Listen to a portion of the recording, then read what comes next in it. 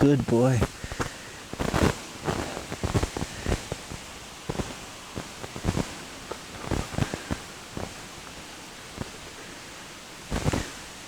Welcome back.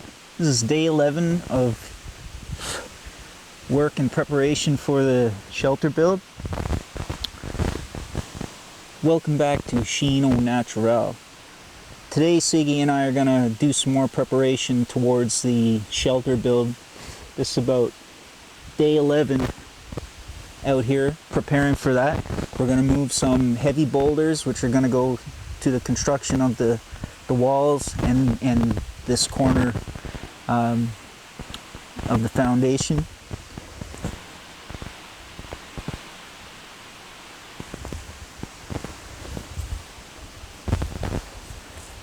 First thing I'm going to do, as usual, is get a fire going to compete with these flies.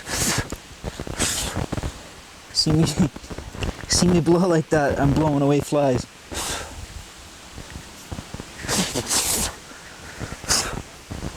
First thing I have to do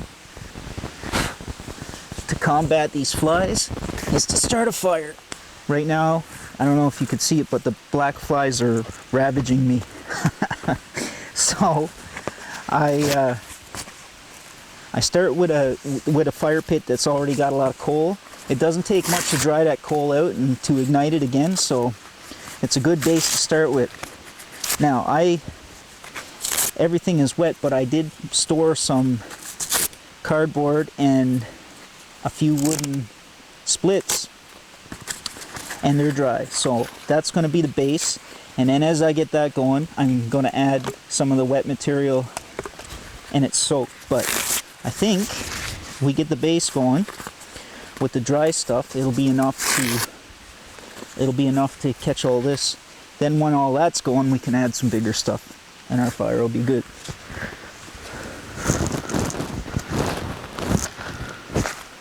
So first things first, take the dry material. What did I do with my lighter?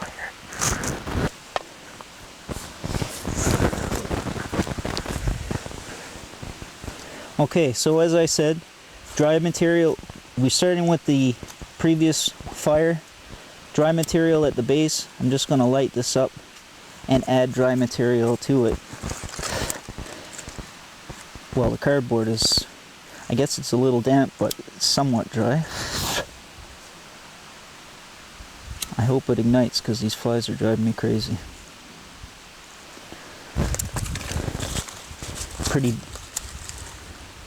Lots of humidity out here. This cardboard is, it's dry, as in it's not soaked, but it's a little damp because, alright, I think we're good there. Okay, so like I said, previously charred material will go up quick, so we're going to leave that in there. This is damp wood, but I'm going to use it to block from this side, something I can lay the dry wood on top of. This dry wood I kept under my wood save, which is just the sawhorse you saw me build with a plastic election sign on the top of it.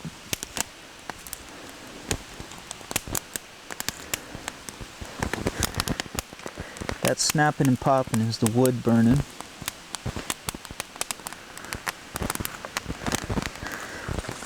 So as long as I can keep the flame going. What I've done here is I've staggered all of what I put on there, and this is the trick in starting a good fire. You need your base, the bones of fire, to be able to get oxygen right at the flame. So the only way to do that is to kind of make a mess of the sticks. They're this way and that way. They're not, symmetrical or planned like some sort of a log cabin design. No, you want them staggered, because these little, what it creates is these little channels, if you will, that the oxygen travels and the flames flames grow with the oxygen. So that's the trick. Once you got a lot of snapping and popping and everything's burning, you can move it closer together like I just did.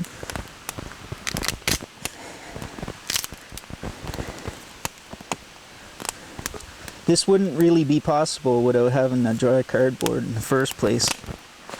What I would do in a situation is you need to spend more time kind of working on the materials that are available.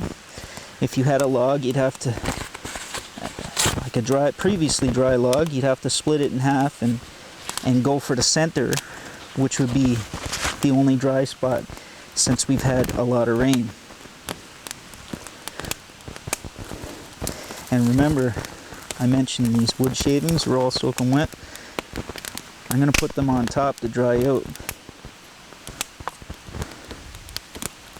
And then when they dry, they're going to catch. Oh. So already the flies are gone, and the campsite is a little less peskier.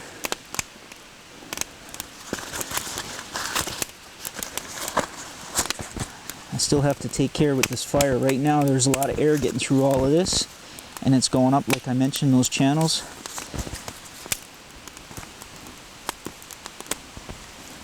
So I think I'll just let that continue for a few minutes. By then even the shavings will be burned. Seems like that fire's gonna hang on. Looks like all the wood cut.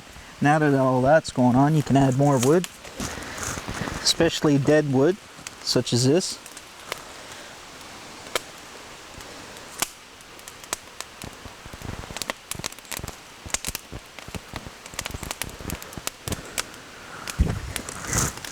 Some more of that damp material that I was talking about.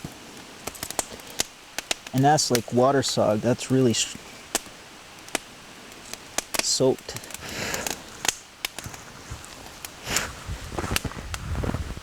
The idea is to let the heat evaporate some of the moisture. Awesome to see it starting to come together. This base that I've developed is nice and level. So day 10 was pretty productive. What I did was, if you notice behind me, is I put up a crude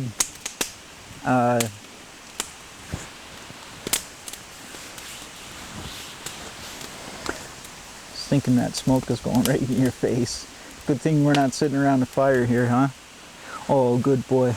Okay, so what Siggy and I did on day 10 was we put up this frame behind us just to get a general idea of what the peak is going to look like and where that side of the wall is going to be.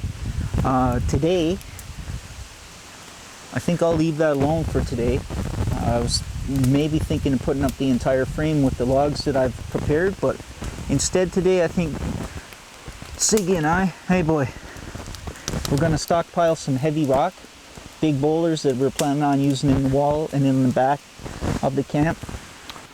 So it seems day 11 I didn't come here with enough batteries, so it's going to be brief, but okay, I'm going to stockpile these big rocks for the foundation of the camp, and I'm going to get them from the trail.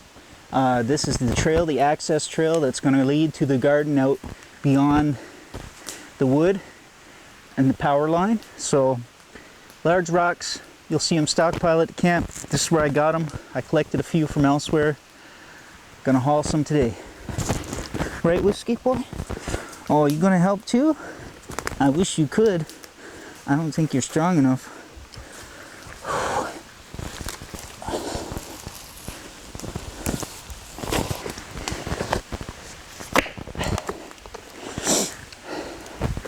Gonna stockpile them right here. This is the wall that's gonna take them, so I'm gonna try and find moss covered rocks. I like the looks of that. Put some of them into the mix. There's a few around. So that's pretty cool.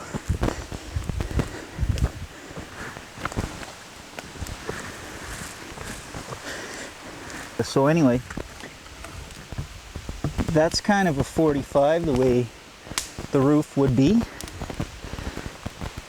but I want the height of, I want at least 4 feet. I think that's about there.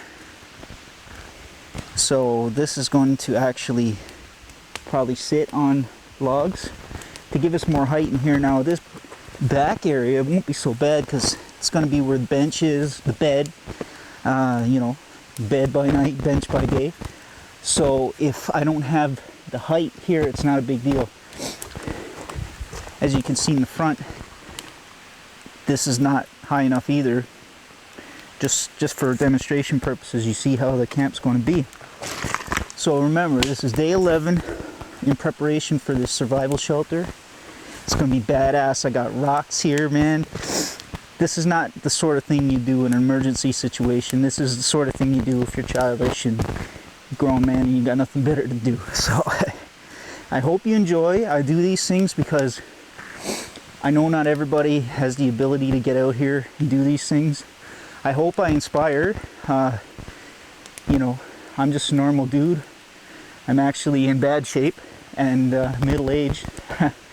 And I've already gone through back surgery. And if there's anything that I'd like to pass on to younger folks, look after your core. Core strength is everything. And don't end up like me. Back surgery before you're 40. And yeah.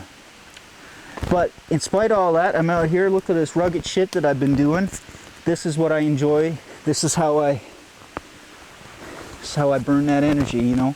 Burning that energy is important. People are carrying around negative energy with them, making them lash out and you know, just not appreciate life.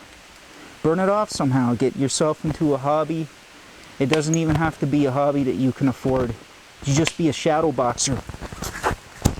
And you know, not only is it good for the cardio, good for the ticker, but it'll burn off that energy.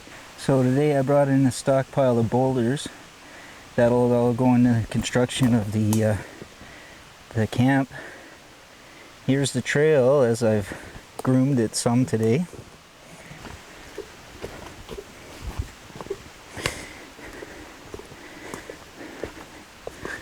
What I've completed here today in this trail has really done so much. I took out some big boulders here. It's going to free up all this gravel, which I'm going to spread down and make a nice even slope on the trail coming up. I think I'll cut this guy down. Thin this out a bit. Today I only worked up as far as here. Right here in front we got a pile of organic material that once we bring the quad out here, going to transport it up beyond the camp here to create the biochar, the good soil. Sit down. I know, you're bored, huh? Okay, sit down.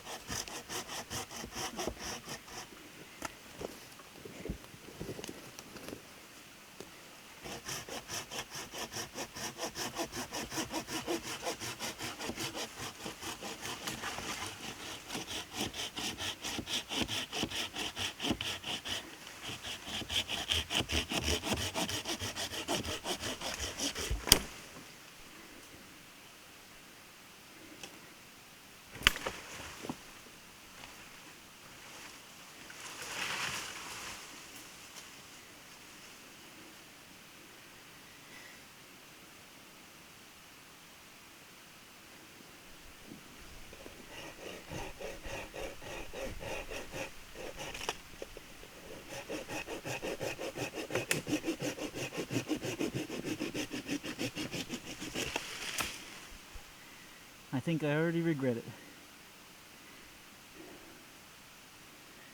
But need this one for the trail.